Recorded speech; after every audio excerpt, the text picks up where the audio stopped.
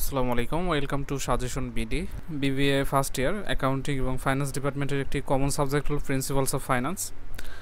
এই সাবজেক্টটা পাশ করা এবং ভালো রেজাল্ট করা অনেক ইজি। আর এটা ম্যাথমেটিক্যাল সাবজেক্ট, তাই থিওরি আসে মাত্র 2-4টা, খ বিভাগে তাও 10 থেকে 20 নম্বর তোলা সম্ভব সর্বোচ্চ। আর থিওরি আসে বলে অনেকে দেখে না যে কয়টা থিওরি আসে, যা লিখে পাশ করা যাবে কি না। থিওরি বাংলায় আসে, তাই তারা পড়ে শেষ করে শুধু থিওরি, কিন্তু পরীক্ষায় গিয়ে দেখে যে মাত্র কয়েকটা থিওরি আসছে, যা লিখে পাস কখনোই সম্ভব না। এই জন্য আপনারা অঙ্কও করবেন, অঙ্ক ছাড়া কিন্তু এই সাবজেক্টে পাস করা পসিবল না। আর অঙ্কের জন্য এইগুলোর আপনার প্রত্যেকটা চ্যাপ্টারে 5 থেকে 6টা নিয়মের অঙ্ক থাকে। এর উপরে বইয়ে বা সাজেশন ব্যতিক্রম সহ দিকদর্শন এগুলোতে 20-30-40টা পর্যন্ত অঙ্ক থাকে। এতগুলো অঙ্ক করতে হয় না, প্রত্যেকটা নিয়মের একটা করে অঙ্ক করলেই 5-6টা অঙ্কে করতে পারলে যে কোনো একটা অঙ্ক চলে আসবে। আর এই বড় চ্যাপ্টারগুলোতে 2-3টা করে অঙ্ক আসে। সি পার্টে 2টা আসলো, বি পার্টে একটা আসলো, কিন্তু যারা কঠিন মনে করে তারা সঠিক ওয়ে জানে না। ফার্স্ট ইয়ার তো, যে কারণে কোনো এক্সপিরিয়েন্স নাই। আর এক্সপিরিয়েন্স ফার্স্ট ইয়ারে একটু অর্জন করতে হবে যে এই জাতীয় বিশ্ববিদ্যালয়ের কোন সাবজেক্টগুলো কীভাবে পড়লে ভালো রেজাল্ট করা যায়।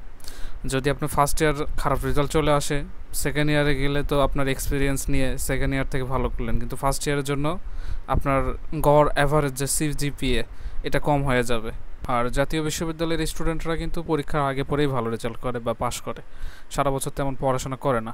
আপনারা ফার্স্ট ইয়ার এই মানে এখন যে সময় আছে, মনে করবেন না যে এই সময় কভার করতে পারবো না বা পাশ করবো না, ফেল করব। ফেল করলে কিন্তু আবারও একটা সাবজেক্টে ফর্ম ফিল আপের জন্য 1600 থেকে 1800 টাকা লাগবে। আর আমি যেভাবে দিক নির্দেশনা দিব, এভাবে আপনি যদি নিজে নিজে পড়েন, অল্প সময়ে ভালো রেজাল্ট করতে পারবেন। আর পাস নিয়ে টেনশনও করতে হবে না।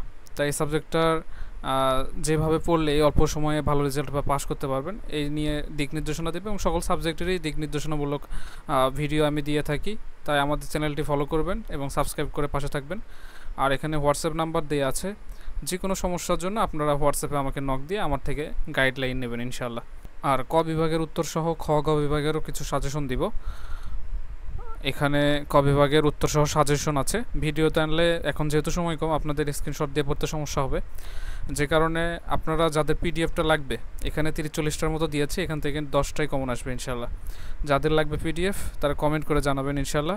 আর কমেন্ট এবং ডিসক্রিপশনে কিছু ফ্রি ক্লাস দেওয়া হয়েছে, ওখানে আপনার যে ফ্রি ক্লাসগুলো দেওয়া হয়েছে অল্প কিছু, ওখান থেকে 2-3টা কমন আসবে ম্যাথ ইনশাল্লাহ। এতে করে আপনারা পাস করতে পারবেন। আর ভিডিওটা প্রথম থেকে শেষ পর্যন্ত আমার সাথে কন্টিনিউ করতে থাকুন ইনশাল্লাহ। এই ভিডিওটা যারা দেখবে তারা সবাই পাস করতে পারবে ইনশাল্লাহ, তাদের আর পাস নিয়ে টেনশন করতে হবে না।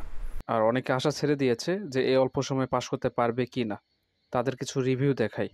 যারা গত পরীক্ষাগুলোতে মাত্র 2-3 দিন আগে আমার কোর্স নিয়ে পাস করেছে, আমাদের কোর্সটা স্পেশালভাবে সাজানো।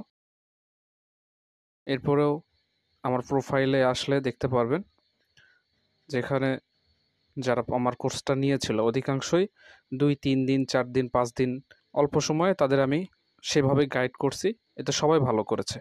সার্চ করবেন নূর আলম সরকার।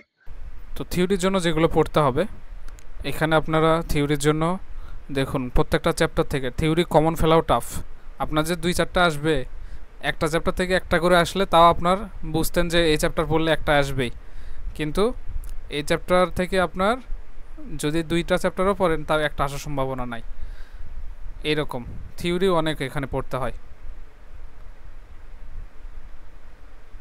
এখানে আপনারা স্টক ভ্যালুয়েশন নামে একটা চ্যাপ্টার আছে, পুরা চ্যাপ্টার একই নিয়ম, একটা অঙ্ক শিখলেই প্রায় শেষ হয়ে যায় সব।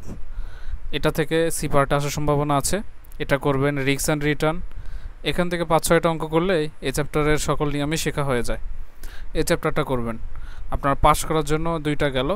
ক্যাপিটাল বাজেটিংটা করবেন। ক্যাপিটাল বাজেটিংটা আপনারা যদি ভালোভাবে করতে পারেন, এটা সেকেন্ড ইয়ারে আছে, থার্ড ইয়ারে আছে, ফোর্থ ইয়ারে আছে, সকল সাবজেক্টেই প্রায় ক্যাপিটাল বাজেটিং মেইন মানে বেসিক একটা অঙ্ক।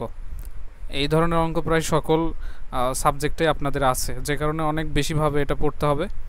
তো এটা পড়লে এটা থেকে আসবে সি পার্টে একটা, বি পার্টে একটা। ক্যাপিটাল স্ট্রাকচারটা অনেকবার আছে আপনাদের, ফার্স্ট ইয়ারে তো আছে, সেকেন্ড ইয়ার আছে, থার্ড ইয়ার, ফোর্থ ইয়ার। এই 2টা চ্যাপ্টার যে কারণে অনেক ইম্পর্ট্যান্ট। এই কয়টা করতে পারলে আপনাদের এই 3টা চ্যাপ্টার ভালোভাবে করলেই পাস হয়ে যাবে। আর বাকি চ্যাপ্টারগুলো থেকে আসবে না। টাইম ভ্যালু অফ মানি, এটা একটু কঠিন চ্যাপ্টার। এটা কঠিন বলতে অঙ্ক সহজই প্রায়, কিন্তু অঙ্কটা আপনি ইংলিশে আপনার ইয়েগুলো থাকবে, বুঝে নিতেই সমস্যা, মেইন সমস্যা এটাই। অনেকে জাতীয় বিশ্ববিদ্যালয়ের আসলে অধিকাংশ স্টুডেন্টই ইংরেজিতে অনেক বেশি দুর্বল। ইংরেজিতে দুর্বল হওয়ার কারণে এই ইংলিশের অঙ্কগুলো থাকে ইংলিশে প্রশ্ন, যে কারণে অঙ্ক বুঝতে একটু সমস্যা হয়।